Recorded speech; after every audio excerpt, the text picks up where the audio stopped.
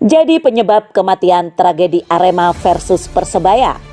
Ini penjelasan pakar bahaya gas air mata. Tentu kita tidak boleh selesai hanya pada duka cita. Harus ada yang bertanggung jawab. Dalam konteks ini yang bertanggung jawab tentu kita harus pikirkan yang paling pertama adalah panitia penyelenggara harus paham. Yang kedua tentu dalam hal ini adalah PSSI. Yang ketiga juga tentu kita harus melihat mengapa aparat keamanan menggunakan kekerasan yang begitu represif, bahkan menggunakan gas air mata yang sebetulnya sejak lama FIFA sudah melarang untuk menggunakan gas air mata.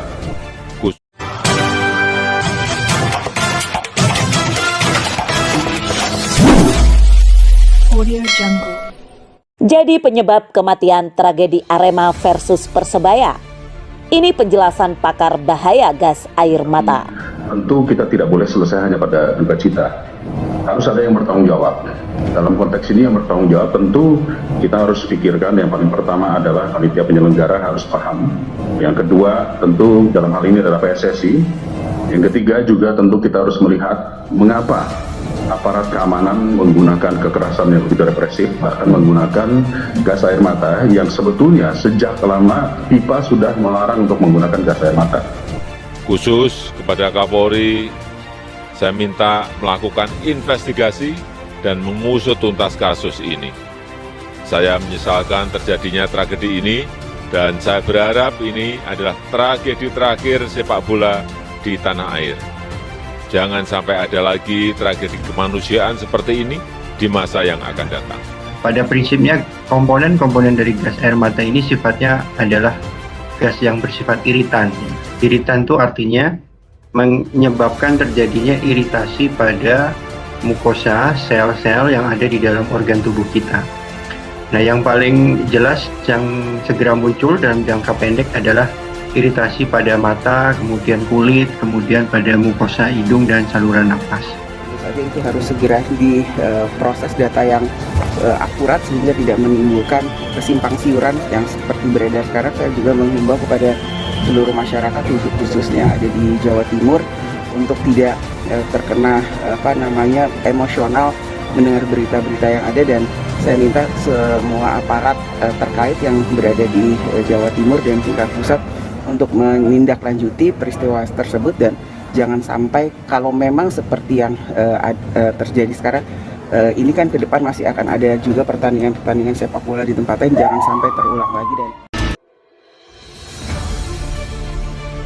Laga Arema FC versus Persebaya Surabaya di ajang Liga 1 2022-2023 di Stadion Kanjuruhan Sabtu 1 Oktober 2022 memakan ratusan korban jiwa.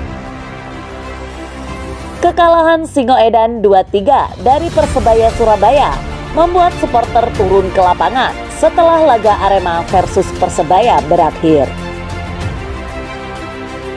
Untuk mengamankan para pemain, pihak keamanan menembakkan gas air mata untuk mengurai massa yang turun ke lapangan.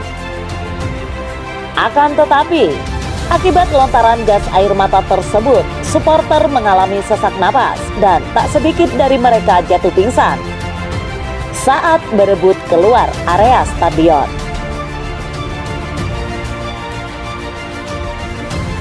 Dosen Fakultas Ilmu Kesehatan Universitas Muhammadiyah Surabaya, Dede Nasrullah Eskep NS, NKEP, mengungkapkan gas air mata mengandung 3 kumpulan bahan kimia. Salah satunya yang sering digunakan adalah CN dan CS. Paparan bahan kimia tersebut secara langsung dapat menyebabkan iritasi pada mata, sistem pernapasan, dan kulit. Senyawa CS ini biasanya diformulasikan dengan beberapa bahan kimia, terutama pelarut metil isobutil keton atau MIBK yang digunakan sebagai pembawa. Senyawa CS ini yang berhubungan dengan reseptor saraf yang dapat menyebabkan rasa nyeri ketika gas air mata terpapar di kulit, terutama pada bagian wajah, dan mata akan menimbulkan rasa perih dan pedih. Begitu urainya.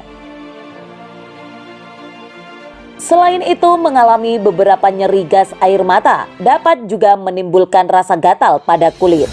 panas, dan penglihatan menjadi kabur. Gejala lainnya yaitu terkait dengan pernapasan dapat dialami, seperti sulit bernapas, batuk, mual, dan muntah. Bagaimana penanganan saat terkena gas air mata?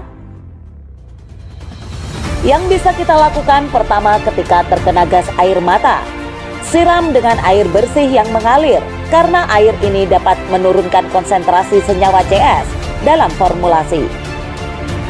Kedua, tutup dengan rapat hidung, mata, dan mulut, bisa dengan menggunakan masker untuk meminimalisir terhirupnya gas tersebut.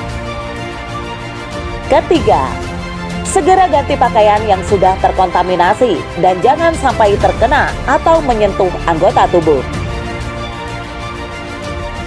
Keempat, segera menjauh dari area yang terdampak gas air mata.